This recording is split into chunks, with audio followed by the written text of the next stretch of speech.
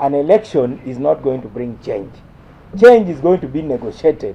And to negotiate, you need a seat at the table.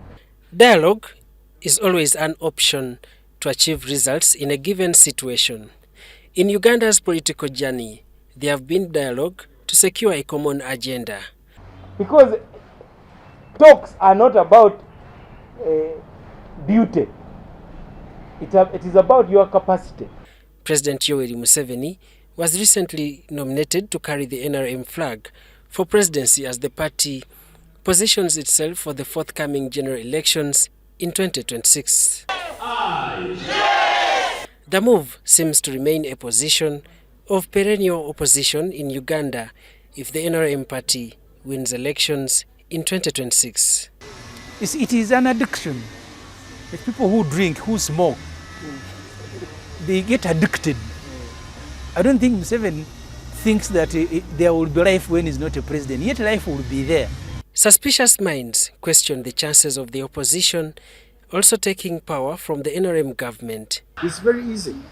If we put our resources and efforts together, it is very easy. When you lose an election in a free and fair environment, you concede. One of the reasons why elections here are not conceded, especially at the level of the president, is because in most cases the ground is not leveled. The Democratic Party, led by Norbert Mao, agreed to work with the NRM, but this is only if the NRM is the lead driver of the political vehicle. The most important thing in DP right now is not the cooperation agreement. Because the cooperation agreement is about DP. We must first of all make sure the party is standing and it is strong and it is together. So why has the dialogue with the NRM government continued to hit a snag?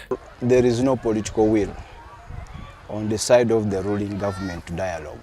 You can't dialogue when many opposition supporters are missing. But this dialogue of wanting to get space, also a space on the table for eating, is not going to create a nation state. The discussion of dialogue remains open to the Inter-Party Organization for Dialogue, IPOD, but the resolutions and commitments seem locked in the meeting rooms.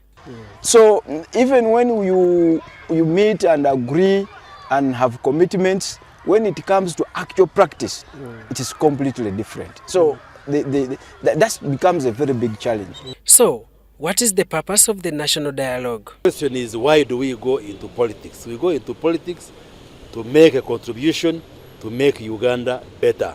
If you can make a contribution by joining hands with another political party, there should be no problem. We can compare our visions. The vision of the NRM is very well stated. What is the vision of the others? The NRM under President Museveni believes in cohesion. The NRM under President Museveni believes in building consensus. The NRM under President Museveni believes in inclusiveness. The reason why some prominent members of the opposition are serving in NRM government. The resilience in the opposition parties intensifying respective internal preparations for the next general elections raises question whether the quest is for positions or takeover from the NRM government. I hereby present myself to hold the flag of the National Unity Platform in the forthcoming 2026 presidential elections. Some players have formed alliances. First was Matthias Mpuga with the Democratic Alliance, then a political party dubbed the Democratic Front. This could have killed the DA agenda of opposition unity.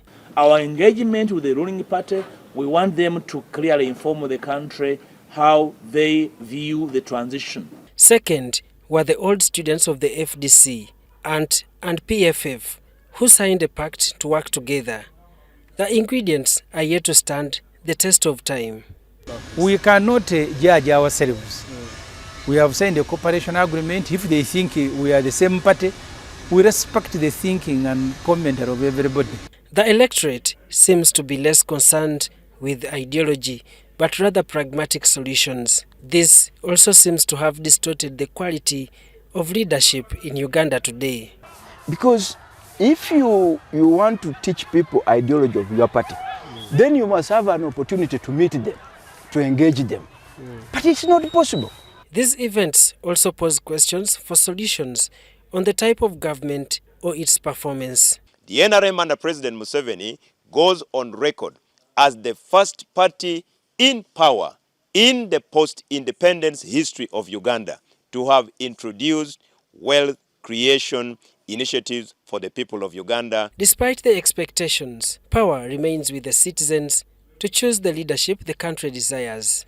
Because the trust that is normally bestowed on the national resistance movement under the leadership of President Museveni is a trust that is anchored on what His Excellency the President has been able to do.